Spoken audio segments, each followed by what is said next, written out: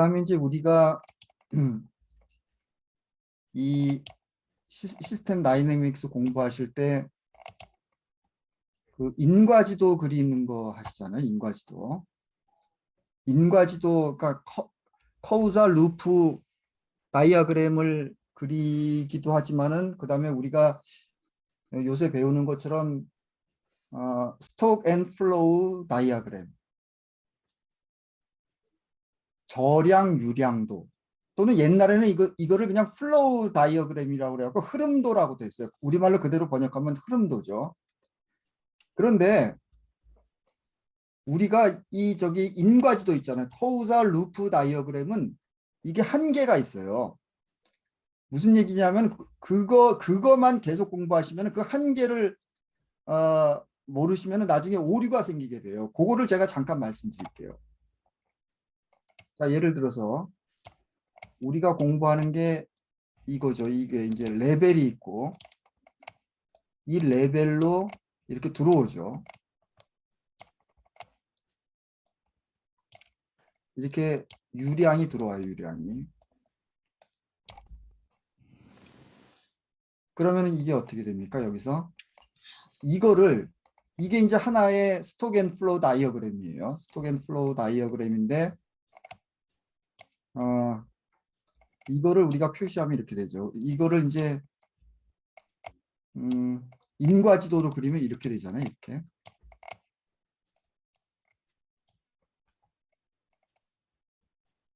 이렇게 되잖아요. 이렇게 돼갖고 R이 증가하면 L도 증가하고, 그럼 이게 양의 인과관계고, L이 증가하면 R도 증가해서 양의 인과관계다. 그래서 이것은 양성 피드백 루프다. 이제 이렇게 하잖아요. 그리고 이것도 마찬가지 논리로 이렇게 설명하는데 이게 같은 게 아니에요. 왜냐하면은 보세요. 이 인과지도는 그냥 화살표가 한 가지 종류잖아요. 한 가지 종류.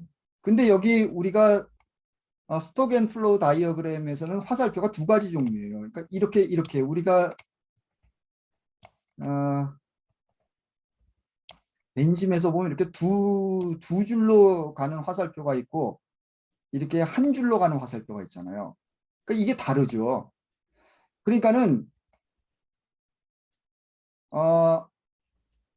이 유량과 저량을 연결시켜주는 이 화살표, 이것은 인과관계의 역할도 하지만은 단순한 인과관계 아니라 실제로 물질이 이동하는 걸 나타내는 거거든요.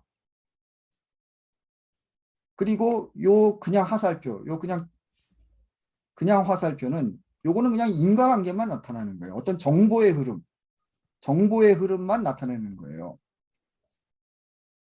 보세요. 근데 인과지도는 커우잘 루프 다이어그램에서는 화살표가 한 가지 종류잖아요. 스톡 앤 플로우 다이어그램에서는 화살표가 두 가지 종류고 그게 개념이 완전히 다른 거거든요. 그래서 이것만으로는 복잡계가 설명이 안 돼요. 우리가 단순히 스톡 앤 플로우 다이어그램을 그려야 여기다가 뭐 변수를 입력하고 함수를 설정해서 복잡계를 설명할 수 있다. 그 차원이 아니라 뭐라고 그러냐면 근본적인 한계가 있어요. 이 인과지도는. 한번 생각해 보세요. 이게 이제 사람이라고 해봅시다. 사람. 우리가 이해하기 쉽게 해서 사람이고 이건 출생이에요. 사람이 1년에 몇 명 태어나냐 이거잖아요. 그러면 보세요. R이 증가하면, 그죠?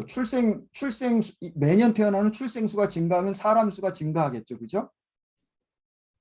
그럼 사람 수가 증가하면은 애를 낳는 사람이 더 많아지니까는 또 매년 증가하는 사람 수가 증가하겠죠. 그러니까는 이거를 설명하기 위해서는 이 인과지도가 좋은 것 같이 보이지만은 사실은 말이죠. 여기서 뭐가 잘못된 거예요? 사실은 R이 감소해도 L이 증가하는 경우가 나타나요. 그렇잖아요. 사람이 매년 100명씩 태어나다가 90명 태어난 걸로 감소해요. 요 R이 감소해요. 매년 100명 태어나다가 90명으로 감소해요. 그래도 L은 증가하잖아요. 그죠? 그렇지 않습니까? 네. 그러니까는 이게 다른 거예요, 완전히. 그래서 우리가 네. 이것을 분명히 갖고 계셔야 돼, 이 개념을. 근데 나중에 헷갈린데도요. 나중에 내가 이거 모델링 했는데 전혀 거꾸로 나오네, 결과가. 그래서 이거는 근본적으로 다르다. 그래서 요 인과지도만 공부해 갖고는 절대로 안 돼요. 스톡 앤 플로우 다이어그램을 같이 공부하시고 요것은 그 시스템 사고를 훈련하기 위한 도구 정도로 생각하시면 돼요. 아니면은 이 스톡 앤 플로우 다이어그램을 설명하기 위한 어떤 도구. 뭐 그 정도로만 생각을 하셔야 된다. 네. 네네. 그 인과지도랑 요 스톡 앤 플로우 다이어그램하고는 많이 다르다. 한계가 있다. 인과지도가. 그 제가 이제 그 아까 그 사람 인구수를 예를 들어서 말씀하셨는데 요걸 또 하나 예를 들어서 말씀드릴게요. 그 넷플로우라는 게 있어요. 지금 요 그림을 자세히 보시면은 여기 현재 직원 수가 300명이에요. 300명. 그런데 이 회사의 적정 직원 수는 1000명이에요. 그러면은 이 회사는 어떤 규모의 경제를 이루려면은 직원 수를 늘려야겠죠. 300명이었던 직원 수를 1000명까지 될 수 있으면 늘리려고 할 거예요. 근데 그 과정에서는 채용도 있을 수 있고 해고도 있을 수가 있겠죠. 그래서 이 유량을 나타내는 이 화살표는 양방향이에요. 지금 양방향. 이 양방향으로 우리가 그릴 수 있어요. 이거 그리실 때 양방향으로 그릴 수가 있거든요. 그래서 이 유량을 우리가 이렇게 한쪽 방향으로만 그렸잖아요.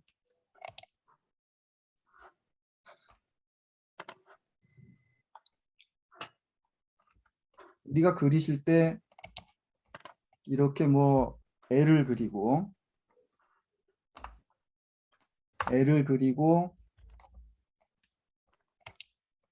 이렇게 들어오든지 음, 이렇게 들어오든지 이렇게 나가든지 이렇게 그리셨는데 그게 아니라는 거예요. 넷 플로우라는 개념이 있어요. 들어오고 나갈 수 있고 그러니까 해고도 할 수도 있고 채용도 할 수가 있어요. 플러스 변화가 일어날 수도 있고 마이너스 변화가 일어날 수 있는데 그 두 개를 합친 것을 넷 플로우라고 해요. 그러니까 순이익 그런 개념이죠. 우리가 이익도 볼 수도 있고 손해도 볼 수도 있는데 그걸 다 합친 것이 뭐예요? 순이익이잖아요. 그러니까 넷 플로우라는 개념이 있을 수가 있다는 얘기죠. 그래서 이제 그런 경우는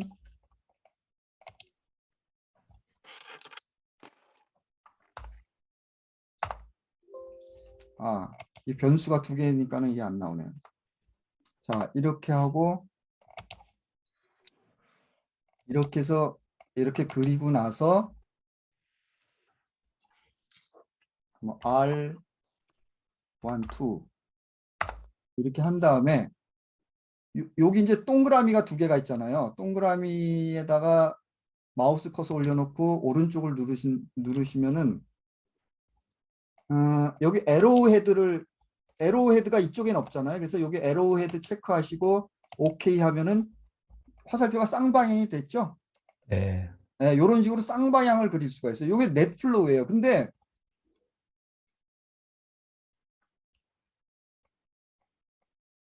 넷플로우인데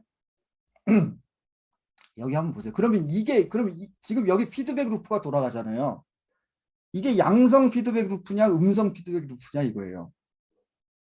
이거 양성 피드백 루프예요? 음성 피드백 루프예요? 둘 다 되는 거 아니에요? 그렇죠. 그렇게 생각하실 수가 있죠. 그런데 채용일 땐 지금 늘겠고 해고일 네? 땐 줄겠죠? 채용일 땐 늘고 해고일 땐 줄고. 그러면은 이거 한번 제가 돌려볼게요. 이거 한번 네. 지금 이게 쓸데없는 게 이제 네, 생겨갖고 이게 지워야죠.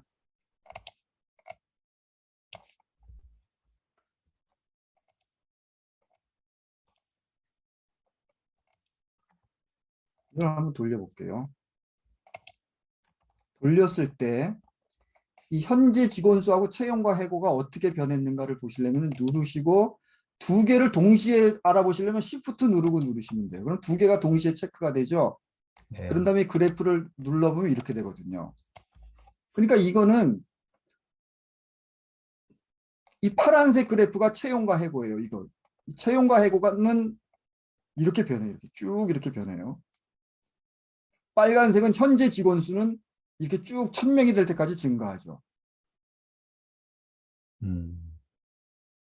근데 어쨌거나 이 채용과 해고가 양수기 때문에 채용과 해고가 채용하는 게 점점 줄어들지만 직원 수는 계속 증가하는 형태로 나타나죠.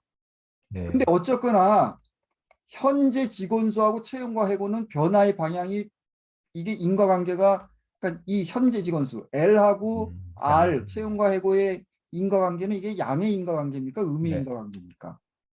전체적으로 봐서 양의 인과관. 음의 인과관계라고 음이죠, 그래요. 내려가니까. 하나가 증가할 때 하나는 감소했잖아요. 네. 그죠? 네네.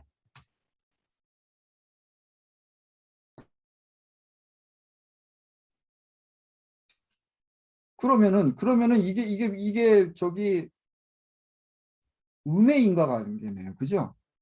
네? 저기 음성 피드백 루프겠네요. 그러니까 여기서도 어 근데 이 과정에서 채용과 해고가 계속 반복해서 나타났거든요. 이걸 단순하게 그렸지만은 어쨌거나 결과적으로는 이렇게 나와요.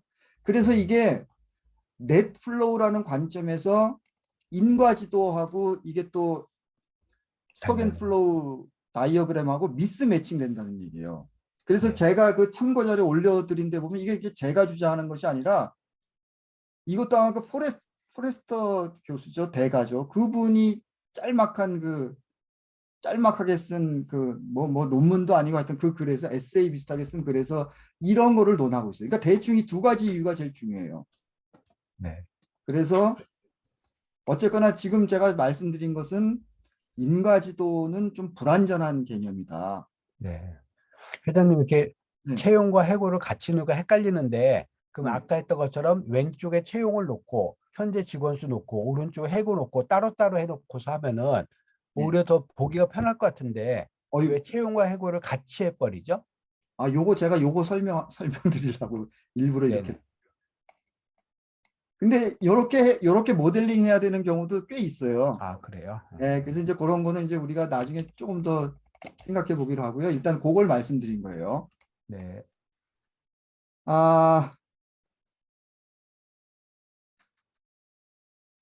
그래서 이제 그 딜레이라는 개념을 이제 우리가 먼저 말씀드릴게요. 이 딜레이 함수가 굉장히 중요해요. 그리고 이 딜레이 함수는 종류도 굉장히 많아요. 이렇게 많아요. 이렇게 많고 우리가 이제 이번에는 그 아주 딜레이 함수에 대해서 그 굉장히 기초적인 것만 배워요. 이게 거의 대부분이 중급, 고급 과정에서 나오는 함수들이거든요. 이해하기가 상당히 어려워요. 그래서 우리가 이번에 어쨌거나 이 딜레이 함수가 굉장히 중요하고 굉장히 어려운 함수도 많다. 근데 그럴 수밖에 없는 게 복잡계에는 이 딜레이 현상이 반드시 거의 100% 들어가요. 그러니까 복잡계라는 것이 실제로 물질이 이렇게 이동할 수 있잖아요. 근데 꼭 물질이 아니더라도 뭔가가 이렇게 실제로 이동하는 거. 그게 이제 머티리얼 딜레이라고 그러거든요. 머티리얼 딜레이. 예를 들어서 공장에서 뭔가를 생산해낼 때 처음에 뭐 제조, 그다음에 보관, 유통 해갖고 소비자한테 그 상품이 들어갈 때까지 이게 딜레이가 되잖아요. 그죠? 그 물질이 이동할 때 시간적으로 딜레이 현상이 일어나잖아요. 그러니까 반드시 거의 100% 들어가게 돼 있어요. 그 다음에 또 딜레이에는 인포메이션 딜레이가 있어요. 인포메이션 딜레이. 그러니까는 현대자동차에서 이번에 요새 제일 인기 있는 자동차가 뭐죠? 하여튼 뭐 테슬라라고 해봅시다. 테슬라에서 전기차가 생산되는데 그러면은 내가 그거를 인식하는 순간에 그 테슬라 차를 딱 사는 게 아니잖아요. 시간이 좀 지난 다음에 사죠. 네. 그리고 그 테슬라에서 신차를 만들었다는 정보가 바로 나한테 들어오는 게 아니잖아요. 그 인포메이션 딜레이 현상이 꼭 일어나게 돼 있어요. 그래서 이 딜레이가 굉장히 중요하고 그 딜레이는 두 가지 종류로 이렇게 크게 나눌 수가 있어요. 머티리얼 딜레이하고 인포메이션 딜레이. 그래서 그 머티리얼 딜레이는 주로 이렇게 딜레이 함수로 이렇게 설명을 해요. 딜레이 함수. 그리고 인포메이션 딜레이는 스무트 함수라 스무트 함수라고 그래요. 그래서 이제 그 두 가지를 우리가 꼭 공부를 해야 된다. 이 복잡계를 모델링 하려면은. 그래서 이제 오늘은 그 시간 되는 대로 그 딜레이 개념에 대해서 이제 우리가 공부를 할 겁니다.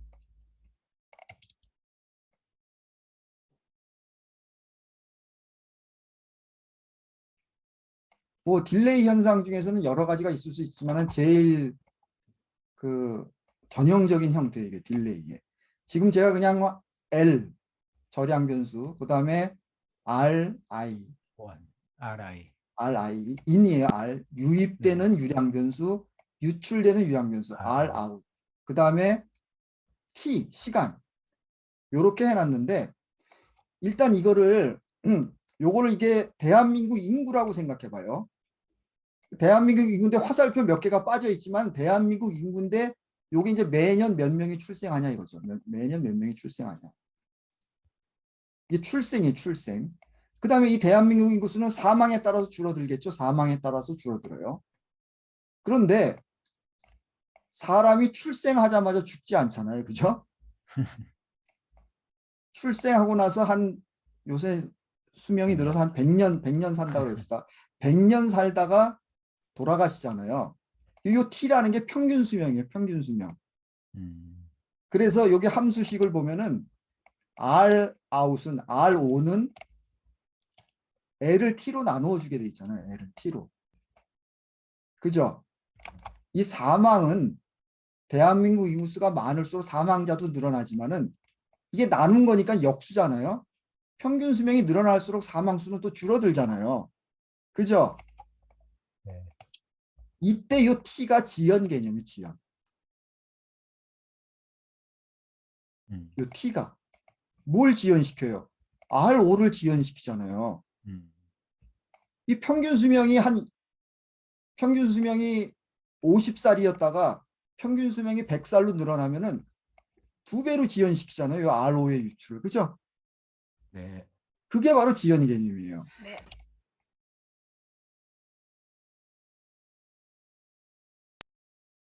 네네. 네. 디지털 혁명으로 사물 정보에서 지연 요소를 새롭게 작용할 뜻이네요. 그러니까는 우리가 이제 이런 개념이 있어야 되는 거예요.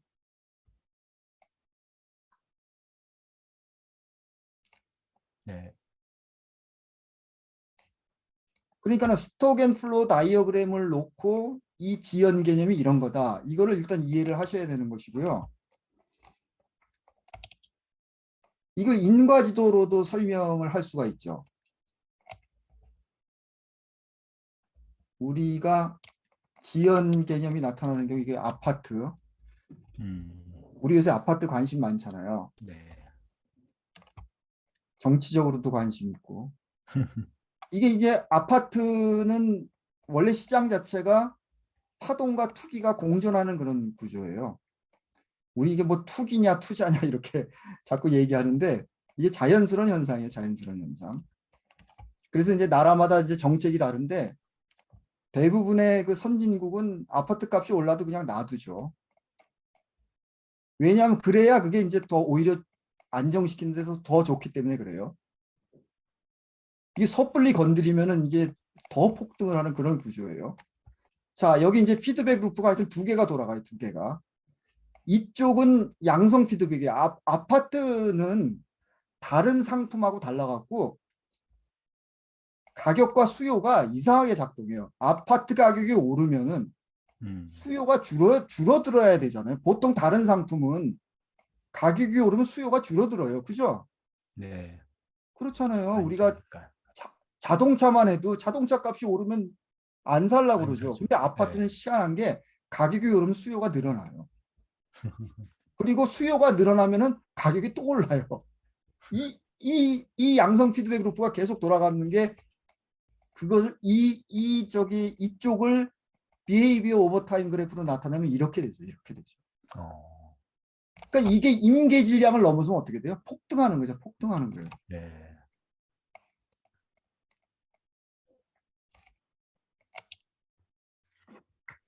그러네. 명품도 그러네요. 네. 그런데 이제 이쪽 그래프가 또 돌아가거든요. 이쪽이 돌아가는데 이건 무슨 얘기냐면은 아파트 공급이 많아지면 가격이 많아지면은 떨어진다. 네. 아파트 가격이 떨어지는 측면도 있잖아요. 그죠? 네. 아파트 공급이 많아지면 아파트 가격이 떨어지죠. 그런 떨어지죠. 측면이 있는 것이 아니라 당연히 떨어져요. 네. 근데 아파트 가격이 떨어지면 어떻게 돼요? 아파트 건설하는 사람들이 아파트 공급을 안 하려고 그러죠. 시간 지연이 걸리죠. 좀 시간이 지나서 그러니까 아파트 공급이 늘어나면 아파트 가격은 떨어지고 아파트 가격이 떨어지면은 같은 방향으로 아파트 공급이 줄어들죠. 근데 여기 요 표시가 뭐예요? 요 표시가 시간 지연 표시거든요. 음, 네. 딜레이. 우리 그 저기 스톡 앤 플로우 다이어그램에서도 요 표시 가능해요. 요거 표시할 수 있어요. 자, 그래갖고 이쪽은 어떻게 되냐면 요 시간 지연이 들어가면은 이렇게 파동을 보여요. 파동을. 음, 음, 그러니까 여기서부터 해볼까요? 아파트 가격이 증가하면 아파트 공급이 늘어나죠. 그죠? 그런데 아파트 짓는데 최소한 뭐 한 3년, 5년 걸리잖아요. 네. 시간 지연이 여기 있는 거예요. 시간 지연이. 그러니까 아파트 가격이 올라서 아파트 공급 늘어나면은 아파트 가격 떨어지고 아파트 가격 떨어지면 아파트 공급 줄어들고. 그러니까 이렇게 마이너스 인과관계가 이게 홀수계로 들어가기 때문에 이게 올라갔다 내려갔다 올라갔다 내려갔다 그래요. 네. 근데 이것이 시간 지연 때문에 그 자리에서 올라갔다 내려갔다는 게 아니라 올라갔다 내려갔다는 게 쭉 펴지죠. 시간축을 방향으로 해서. 그게 파동이 생긴다는 그런 개념이죠. 네.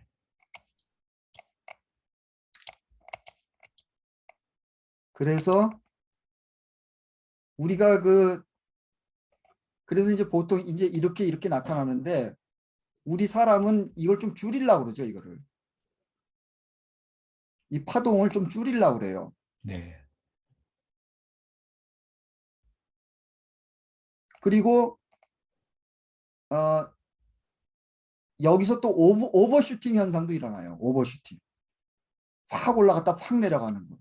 우리가 그 샤워할 때 수도꼭지 틀 때도 우리가 수도꼭지를 틀 때 우리가 뭐 예를 들어서 더운 물 나오게 튼다 그러면은 우리가 딱 틀었을 때 바로 더운 물이 나오는 것이 아니라 보일러에서 덮여질 시간까지 좀 지연이 되잖아요. 그러니까는 수도꼭지를 너무 많이 틀어버려요. 그게 이제 오버슈팅 현상이죠.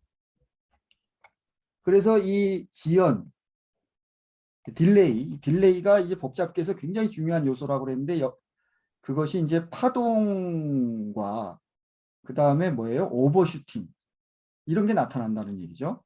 그리고 이거를 이제 제대로 조절을 해야 되는데 조절을 못하면 어떻게 돼요? 훈련된 무능력에 빠져요. 무력감에 빠져요. 아파트 값을 잘 조절해야 되는데 이쪽 그래프처럼 이렇게 잘 조절해야 되는데 계속 여기서 놀다 보면 어떻게 돼요?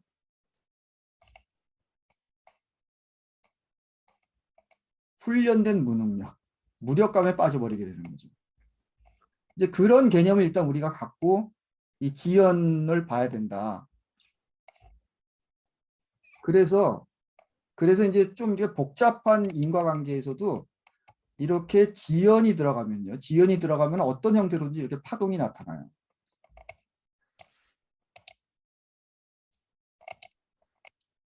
여기도 보세요. 여기도 이 딜레이가 들어갔더니 어떤 형태로든지 이렇게 파동이 나타나죠.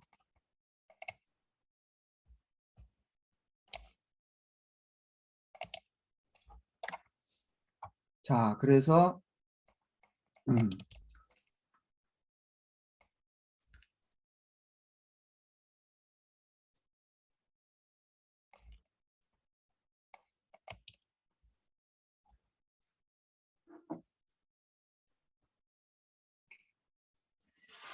그래서 우리가 그 지연 개념을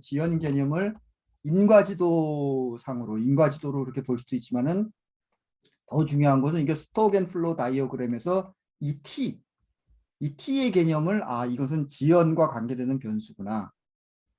이걸 보시는 게 이제 더 중요하죠. 자, 그러면 이거를 좀 다르게 이제 봐봅시다. 제가 아까 이제 이 T라는 개념을 우리가 좀 좀 쉽게 이해하기 위해서 이걸 이제 사람 수, 대한민국 인구수, 출생, 사망, 평균 수명 이렇게 생각했는데 그게 아니라 이 L이 뭐냐면은 그러니까 R1이 뭐냐? RI가 뭐냐면은 갤런 퍼 데이예요. 이게 이제 어떤 모델이냐면은 음, 그 화학 공장 있잖아. 화학 공장. 그러니까 그러니까 유해 물질을 배출할 수밖에 없는 그런 공장. 그 제조업에서는 그 유해 물질이 필연적으로 나올 수밖에 없는 그런 공장이 뭐 거의 대부분이죠. 반도체부터 시작해서 안 그런 공장이 없죠. 그래서 요새는 그 정화 시설이 굉장히 많이 발달되고 그 법적인 규제도 심해졌지만은 그래서 이제 대부분 이제 환경 오염을 이제 줄이는 쪽으로 작동하지만은 옛날에는 그걸 버렸어요, 주기적으로. 예를 들어서 어떤 화학 공장에서 주기적으로 일주일에 한 번씩 몇 톤을 버린다. 강에 그냥 버렸죠. 이게 이제 그 모델이거든요. 그러면은 그러면은 음, 그러니까 RI는 뭐예요? 강에 버리는 행위죠. 강에 버리는 거예요. 어떻게 버려요? 한 달에 아니 하루에 갤런 퍼 데이니까는 하루에 갤론을 버리는데 60갤론을 버려요. 강물에다가. 그러면은 이게 그냥 버리면은 그 유독 물질이 계속 강에 쌓이는 것이 아니라 자연 정화가 일어나죠. 자연 정화가.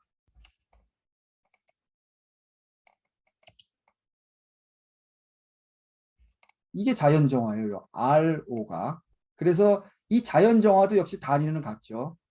우리가 이 저기 스톡앤플로우 다이어그램에서는 이 단위가 굉장히 중요하다고 그랬죠. 갤런 퍼 데이. 근데 이 정화는 그리고 이 T는 뭐예요? T는 1데이. 이게 이제 지연 시간이라고 그랬죠. 그러니까 이게 무슨 말이냐면은 하루에 60갤론을 버리면은 이 60갤론이 정화되는데 하루가 걸린다. 아니 이거는 이제 그렇게 생각합시다. 이게 이제 더 복잡하게 설계할 수도 있는데 그냥 간단하게 하루만 딱 버린다고 생각해보세요. 하루만. 하루에 60갤론을 딱 버렸어요. 그리고 정화되는 시간. 그러니까 사람으로 치면 평균 수명하고 똑같겠죠. 정화되는 시간을 1일로 잡았어요. 1일.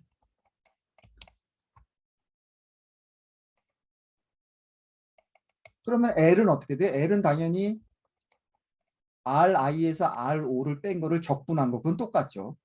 그리고 이니셜 밸류. L의 이니셜 밸류는 제로. 처음에는 강물이 깨끗했다. 그리고 RO는 어떻게 됩니까? L을 T로 나누면 돼요. 이거는 똑같아요. 자연 정화되는 시간이 길면 길수록 자연 정화되는 속도는 느리겠죠. 자연 정화되는 시간이 짧으면 짧을수록 자연 정화되는 속도는 빨라지겠죠. 그죠? 일단 이렇게 제일 간단하게 식을 세팅을 할 수가 있죠. 그러면은 이걸 한번 이렇게 돌려볼까요? 돌려본 다음에 각 변수들의 behavior over time 그래프가 어떻게 나타나는지 한번 보죠. 이걸 한번 이렇게 시뮬레이션 하신 다음에 그냥 이렇게 클릭하면 돼요. 클릭, 여러 개를 클릭하시고 싶을 때는 Shift를 누르시고 클릭 하신 다음에 그래프를 이렇게 누르시면 돼요. 그럼 이렇게 이 변수의 behavior over time 그래프가 다 나타나요, 동시에. 자, 우선 RI가 어떻게 작동하고 있습니까? RI는 그냥 계속 60이네요. 그죠? 60, 하루에 60톤씩 버린다. 하루에 60톤 버린다. 그리고 L은 어떻게 해야 됩니까? L. L은 이렇게 나타나네요. 잠깐만요. 이거를 여기 모델을 세팅을 할 때 이게 이제 타임 유니트를 데이로 하고 25일 동안 측정하되 여기 타임 스텝을 1로 먼저 해볼게요. 1로 먼저 한 다음에 시뮬레이션 할게요. 제가 그 개념을 익히기 위해서. 여기서 우리가 모델링 할 때 이 타임 스텝의 개념이 굉장히 중요하거든요. 이게 무슨 의미라고 그랬죠? 타임 스텝이 1일이라는 얘기는 이 피드백 루프가 하루에 한 번씩 돌아간다는 얘기예요.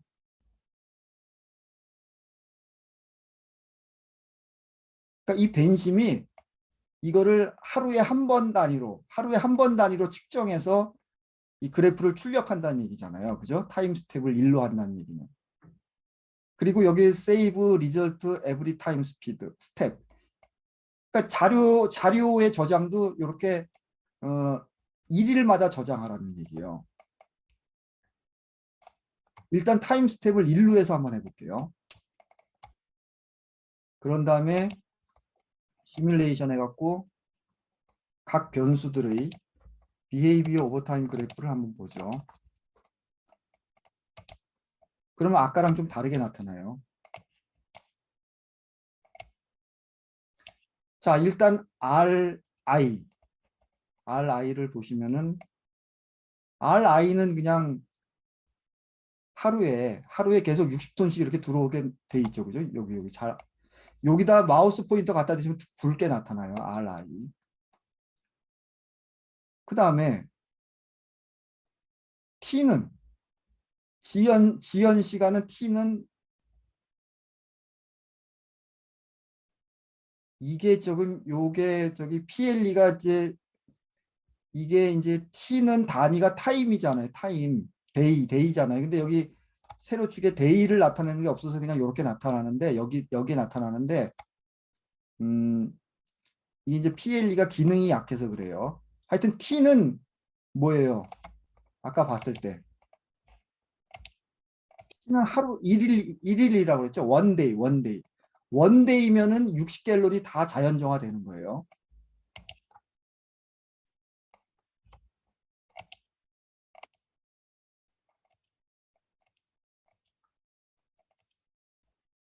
그래서 요거는 1 원데이인데 여기 단위가 좀 어디 빠졌어요.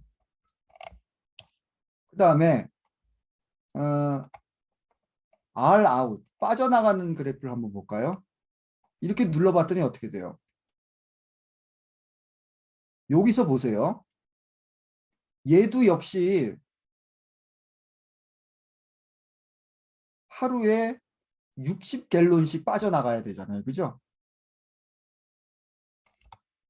T가 1이니까는 타임이 1이니까는 얘도 역시 하루에 60씩 빠져나가야 되죠. 그죠? 그러니까는 얘가 하루 만에 여기 이제 시간 단위를 보시면 여기 하루죠. 하루 만에 그러니까 쭉 하루 만에 이제 다시 60이 된 것은 왜 그래요? 처음에 얘가 60 들어왔다가 하루 지나서 다시 60이 들어와서 그렇죠. 그죠? 그리고 요 RO가 왜 처음에는 제로였어요? 당연하죠. 이게 시간 지연 때문에 이렇게 된 거죠. 그죠? 만약에 이게 시간 지연 개념이 없다면 어떻게 돼요? RI가 들어오자마자 얘가 빠져나가야 되잖아요. 그래서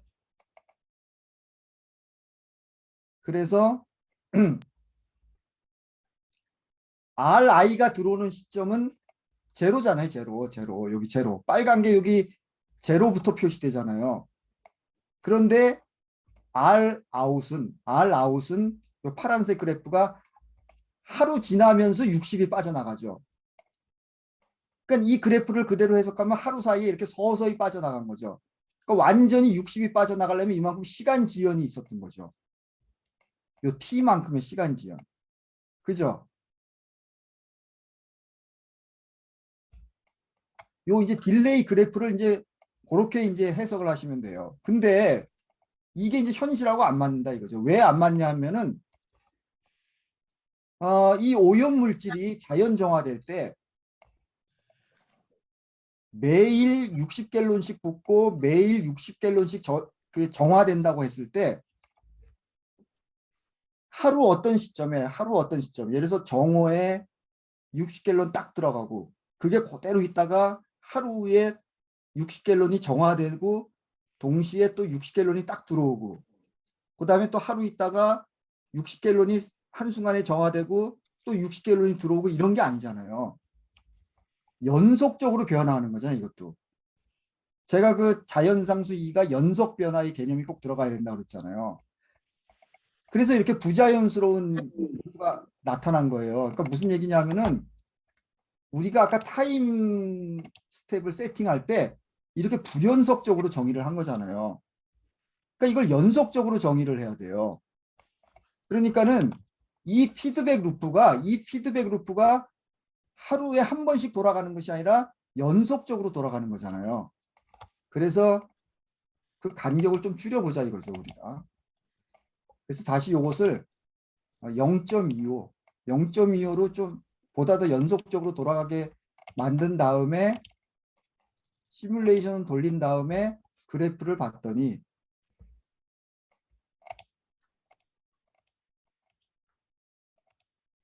그래프가 달라졌죠. 우리가 제일 처음에 제가 잘못 열었던 거.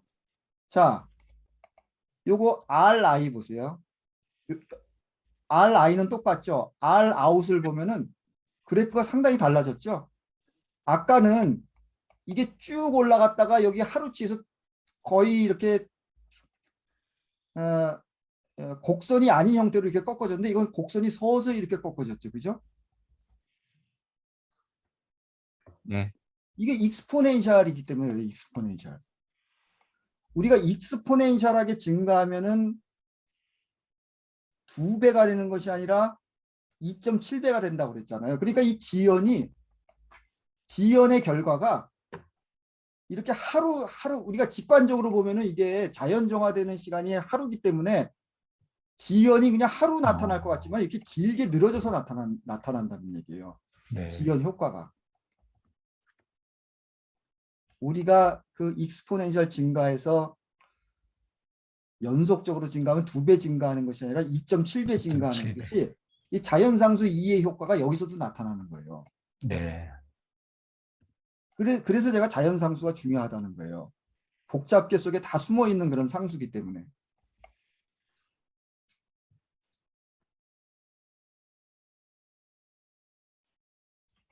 더 잘게 쪼개볼까요? 세팅을 할 때 더 연속적으로 변화하기 위해서는 타임 스텝을 최대한 줄여볼게요. 그리고 이 타임 스텝은 어떤 규칙에 의해서 이렇게 여기다 되냐면 이렇게 1, 2분의 1, 2의 제곱분의 1, 2의 세제곱분의 1, 2의 4제곱분의 1 이렇게 여기 이제 입력하도록 되어 있는데 임의로 여기다가 이 모델 개발자가 임의로 이렇게 뭐 입력하셔도 돼요. 0.777777 이렇게 입력하셔도 돼요. 근데 이제 뭐 그렇게까지 할 필요 없죠. 그래서 여기다 굉장히 잘게 한번 쪼개 볼게요. 잘게 쪼갠 다음에 시뮬레이션 하면은 잠깐만요. 제대로 했나? 굉장히 잘게 쪼갠 다음에 시뮬레이션 하면은 그런 다음에 그래프. 비헤이비어 오버타임 그래프를 한번 보죠.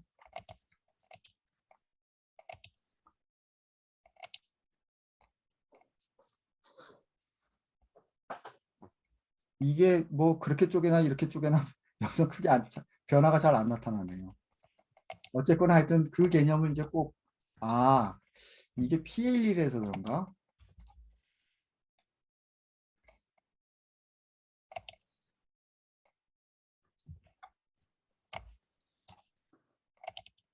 프로페셔널로 한번 해볼게요.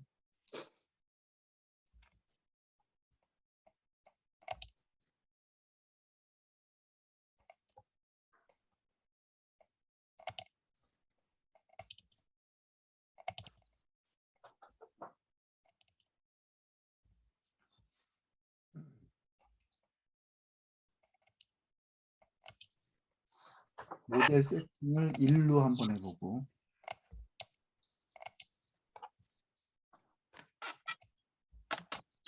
에서 시뮬레이션 했더니 그러니까 1 말고 0.25랑 비교해 봅시다. 0.25로 해서 시뮬레이션 한 다음에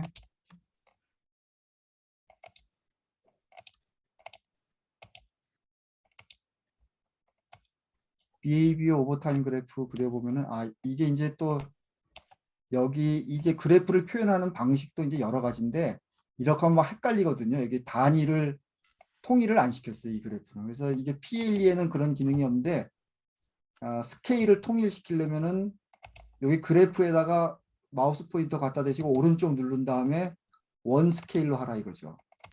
그런 다음에 다시 그런 다음에 이걸 누르시면은 이렇게 이쪽이 깔끔해졌죠.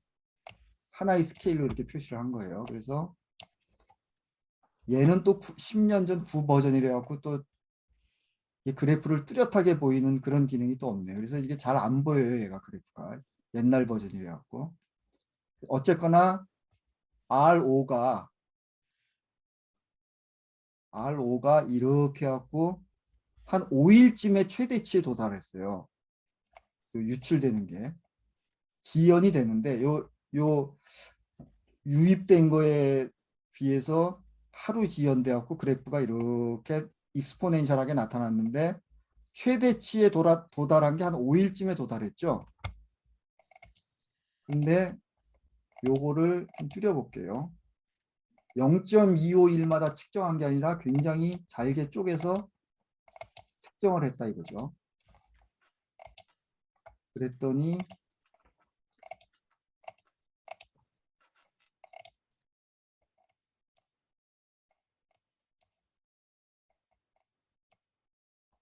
이게 변화가 잘 안 보이시는데 조금 더 뒤로 밀렸을 거예요. 이게. 네.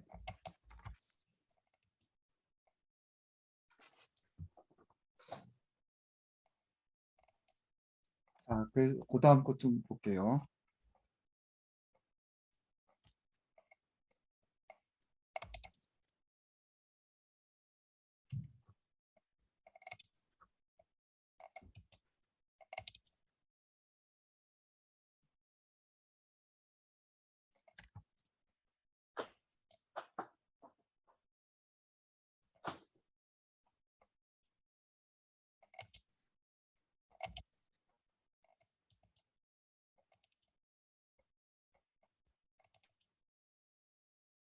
네, 제가 PLE로 다시 열었어요. 그리고 이제 지연에서는 방금 전에 제가 보여드린 것이 First Order Delay예요. 단계가 1개뿐이었어요. 단계가 1개. 근데 지금 이게 단계가 3개죠. 그리고 이 단계가 더 늘어날 수 있겠죠. N개가 있는 그런 딜레이가 될 수도 있고 그 다음에 이 단계가 무한계인 경우도 있을 수가 있어요. 그런데 이 단계가 3개인 경우가 제일 많아요. 우리 일상생활에서는. 우리가 애들을 뭔가 학습을 시킬 때도 뭐 어떻게 단계가 있을까요? 뭐 예습, 수업, 복습. 아까 그 뭐 제품을 생산할 때도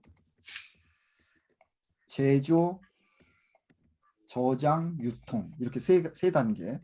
도자기 구울 때도 어떻게 돼요? 도자기 굽고 화로에 넣는 걸 뭐라 그러죠? 도자기 만들고 굽고 색칠하고 이렇게 보통 이렇게 세 단계가 많아요. 그래서 세 단계를 제일 많이 써요. 예를 들어서 이 지연에서는 어, 그래서 이제 이 경우를 한번 좀 볼게요.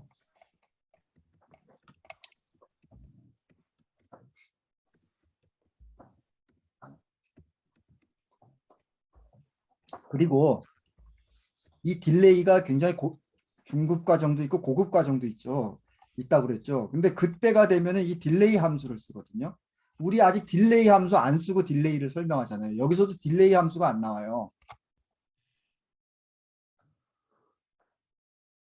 그래서 이제 고급 과정에서는 그 딜레이 함수를 쓰는데 그 딜레이 함수를 쓰기 전까지 이 복잡계에서 이 딜레이는 몇 가지 비현실적인 가정을 해요. 어떤 가정이냐면은 이 과정이 연속적으로 진행된다.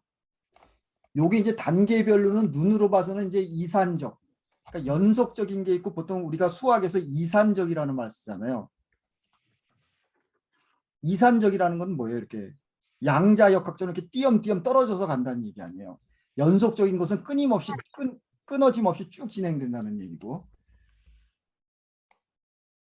그래서 일단 이 딜레이에서는 연속적으로 쭉 진행된다. 이 흘러가는 과정이.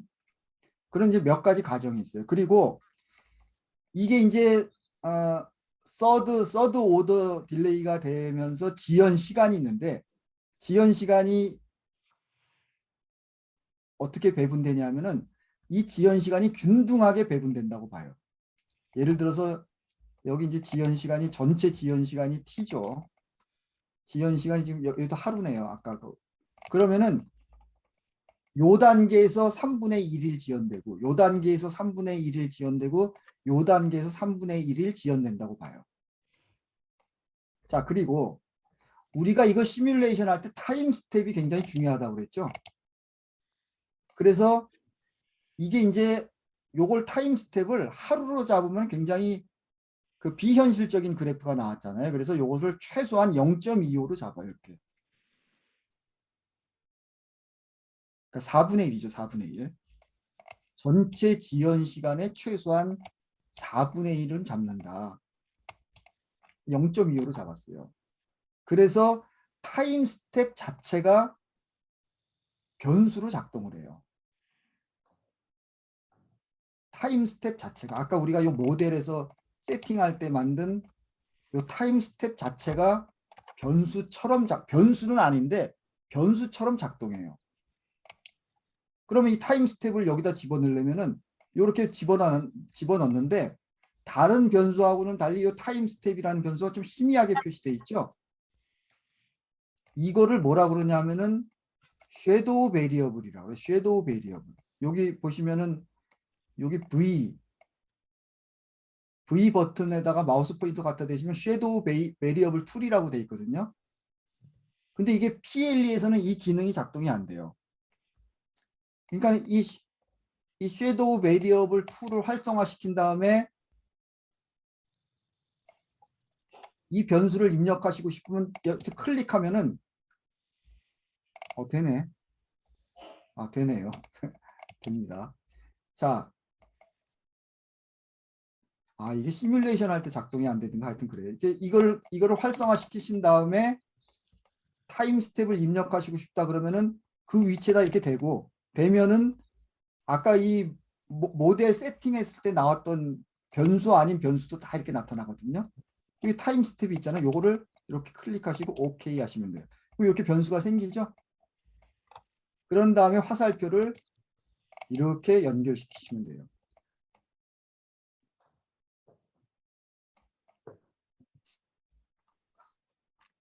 이건 이게 이렇게 할게요. 그래서 이 타임 스텝의 변수가 그렇게 들어간 거예요.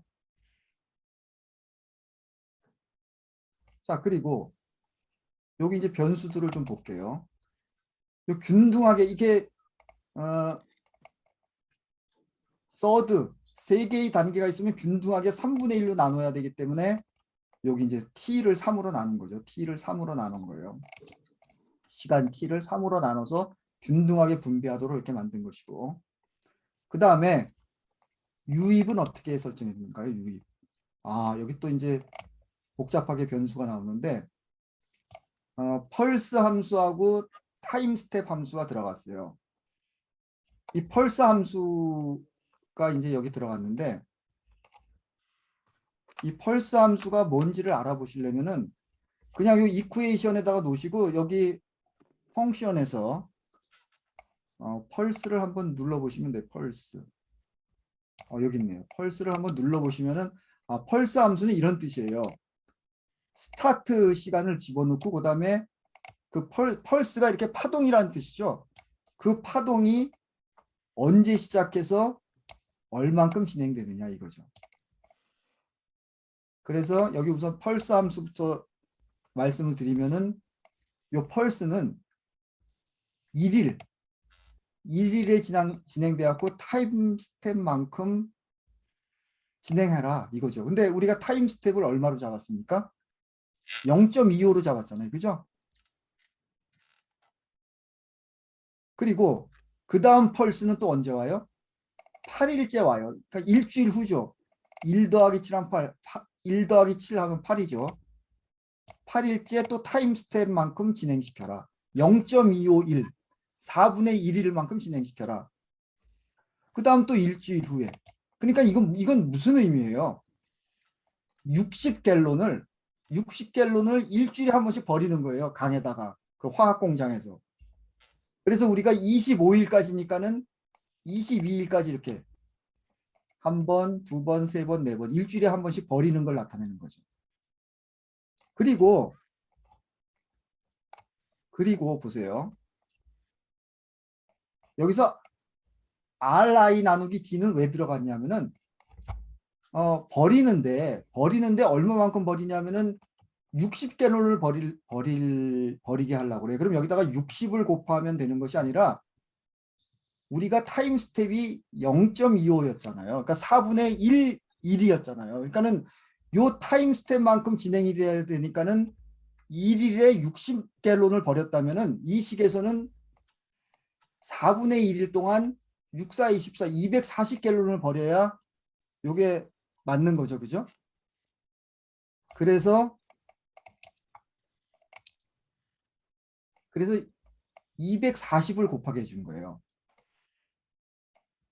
타임 스텝이 여기서 우리가 이걸 계산할 때 타임 스텝이 4분의 1이기 때문에 4분의 1 대이기 때문에 우리가 여기서 듀어레이션, 이 펄스가 진행되는 그 기간을 우리가 여기서 4분의 0.25, 4분의 1 대이로 했기 때문에 하루에 60갤론 버리는 효과를 나타내려면 그 4배를 여기다 곱해줘야 되는 거죠.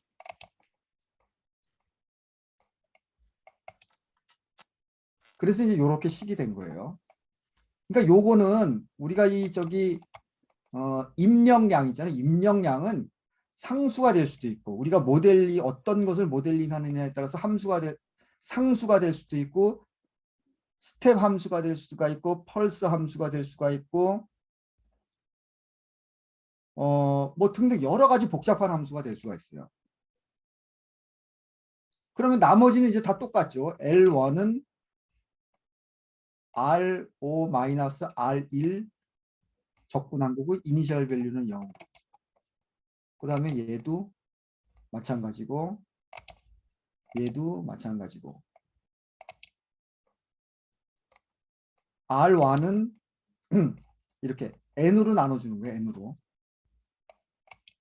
T로 나눠주는 것이 아니라 N이 3이었죠. 3분의 1. 요 지연 시간은 균등하게 분배한다.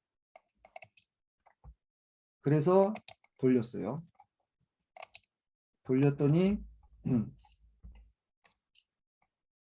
그 behavior overtime 그래프를 한번 볼게요.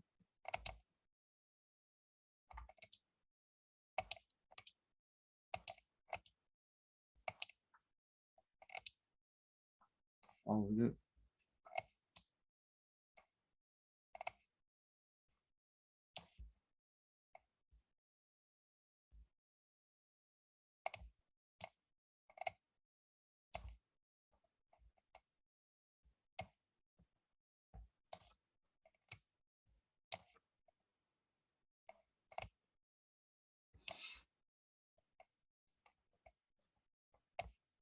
하나만 보면 되죠. 하나만.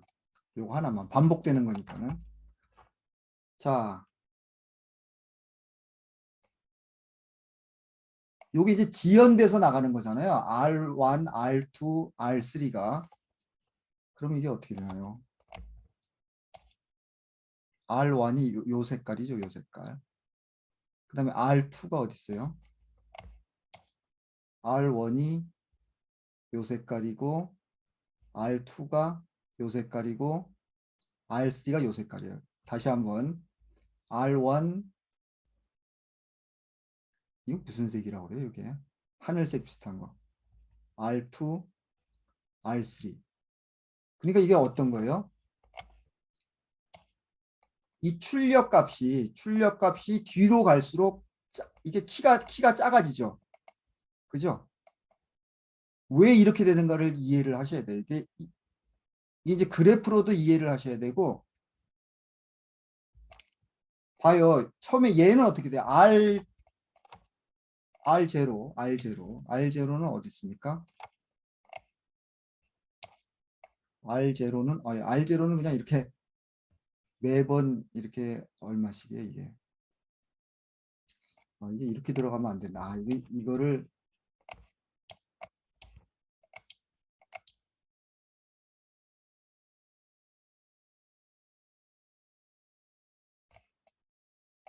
하여튼 요거 R0는 제가 나중에 따로 설명드릴게요. 어쨌거나 요게 여기서는 일단 R1, R2, R3가 어떻게 변하는가 봤더니 R2가 제일 키가 커요. 아니 R1이 제일 키가 커요. R1. 그 다음에 R2가 그 다음이고 R3 뒤로 갈수록 키가 작아지면서 점점 넓어져요. 이런 현상을 평활화 된다고 그래요. 스무팅 된다고 그래요. 왜 이런 현상이 나타나죠? 이게 이제 지연 효과예요. 지연 효과. 지연 효과가 일어나면서 뒤로 갈수록 이제 이런 현상이 나타나는 거예요. 말씀드릴게요. 요런 현상, 요런 것을 이제 딜레이 함수를 써서 표시할 수가 있거든요. 예를 들면 이제 이런 경우에요.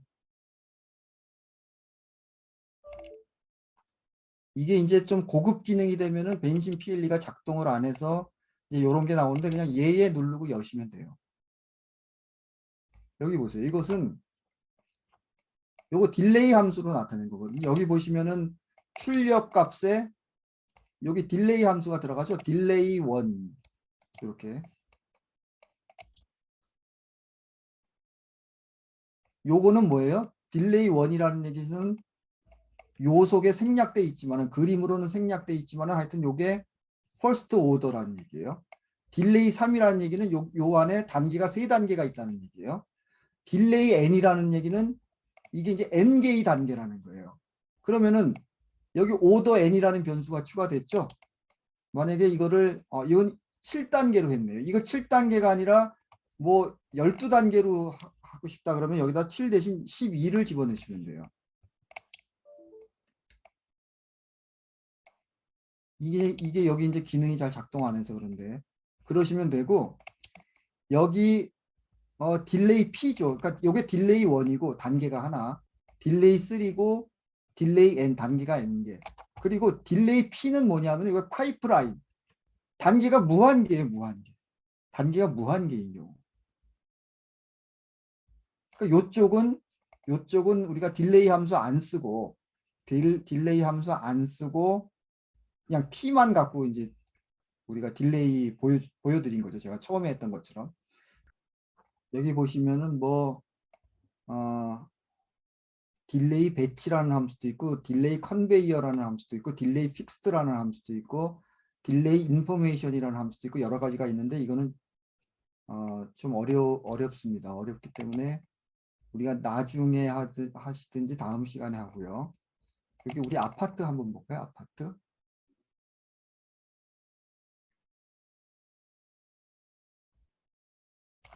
아파트. 이거 말고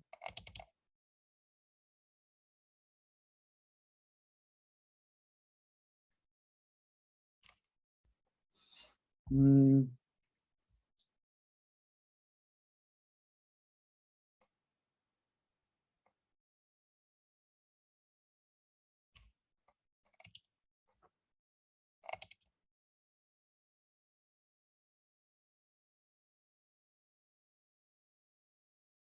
자, 그러니까 아파트 현재 아파트가 있고 아파트 수가 있어요. 뭐 천채, 만채, 현재 아파트. 처음에 아파트 수가 있고, 근데 인구수가 늘어나고 도시가 커지니까는 아파트먼트 디자이어드 아파트 수가 몇 개여야 좋으냐? 이 정책 목표죠. 근데 정책 목표하고 현재 아파트 수하고는 차이가 있어요. 그러면은 매년 아파트 몇 채를 짓냐 이거 몇 채를 짓냐. 근데 이 갭을 인식해서 아파트를 실제 짓기까지는 어드저스트먼트 레이트 시간이 필요하죠. 시간이. 이게 그렇죠. 시간. 여기는 1년으로 잡았어요. 그냥 계산하기 좋게. 그러니까 여기서 지연이 일어나는 거죠. 이 모델에서는 현재 아파트, 정책적으로 바람직한 아파트 수, 그 갭을 인식해서 아파트를 짓는데 이 갭을 인식해서 아파트 짓는 데까지 걸리는 시간, 이게 이제 지연을 결정하는 변수가 되죠.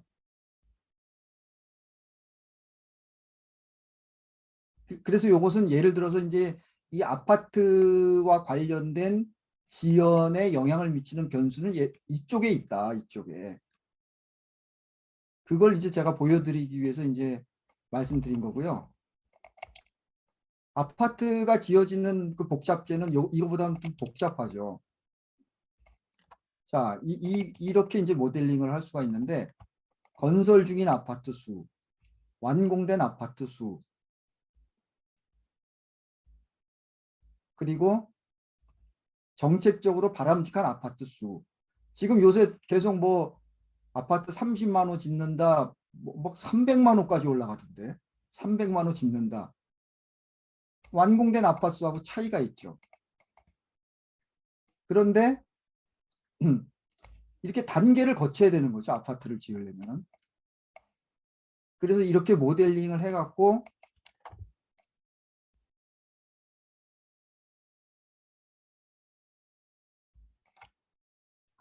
이거를 돌려봤더니 GABO 오버타임 그래프가 이런 식으로 파동을 이루잖아요. 파동을 일으켜요. 어느 시점이 집 사기 딱 좋은 시점이고 어느 시점이 집 팔기 좋은 시점인지. 이것도 아마 파동을 이룰 거예요. 이렇게 파동을 이룬다 이거예요.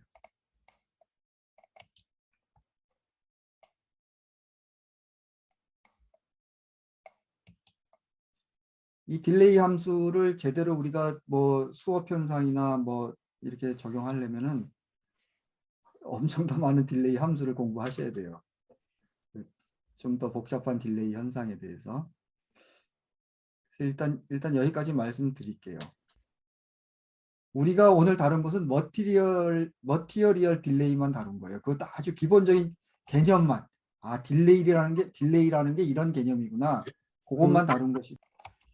여기 MIT 여기 들어가시면은 여기 순서대로. 어사인먼트 과제라고 있잖아요. 과제. 네. 과제 여기 보시면은 이 과제가 그 연습하는 과제예요, 전부 다. 그 어. 문제가 있고 이쪽에 문제가 있고 여기 누르시면은 해답. 어. 해답을 다 다운받을 수가 있거든요. 그래서 저는 이거를 다운받아서 다 정리해 놨어요. 아, 예. 예를 들어서 제가 보여드릴게요. 장 교수님이 제가 지금 오늘 이걸 말씀드리려고 그랬는데 잊어먹고 있었어요. 이거 하다 보면 다 잊어버려요, 도중에. 그래서 질문을 잘 해주셨네요. 그래서 제가 이거를 저장을 해놨는데요.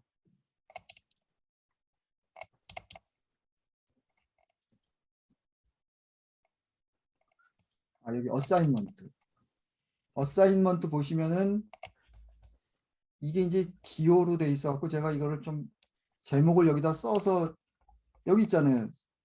스무팅, 딜레이, 오실레이션 시스템 연습하는 거. 이거를 이제 보시면은 연습이라는 게 딴 게 아니라 그 모델링을 보고 계속 그리면 되시잖아요. 벤심으로. 네. 그 수식 함수 집어넣고 이렇게 이걸 어떻게 그리냐. 여기 다 나와 있잖아요. 이렇게.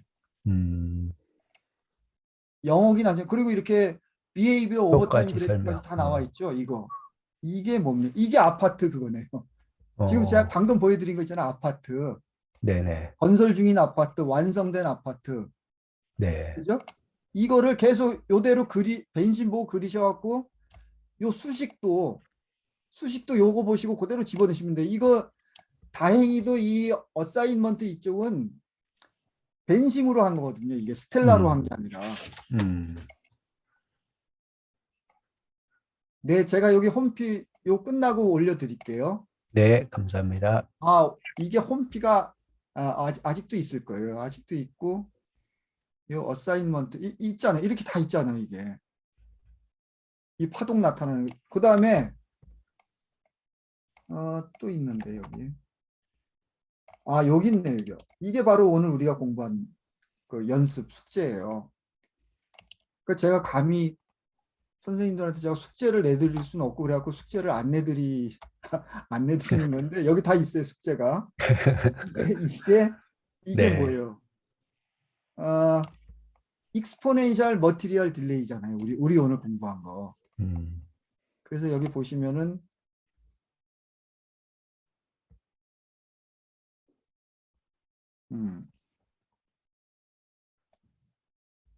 이게 그러니까 이게 세컨드 오더 딜레이죠. 세컨드 오더 딜레이 연습하는 거고.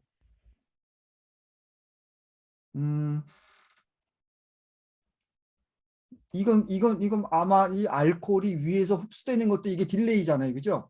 우리 밥 먹고 소화시키는 과정도 딜레이네요. 그러고 보니까는. 네. 입, 위, 창자, 이렇게 딜레이죠. 이거 연습하는 거. 오버슈팅. 이 딜레이에서 오버슈팅이 꼭 나타난다고 그랬잖아요. 오버슈팅 나타나는 경우죠. 이건 생태계에서 나타나는 딜레이 현상이네요. 사슴이 있고 사슴이 먹는 풀들이 있을 때 이게 또 딜레이 현상이 나타나겠죠. 이거 제가 주소 저기 해드릴게요. 제가 네. 처음에 해드린 것 같은데 다시 해드릴게요. 네. 네. 감사합니다.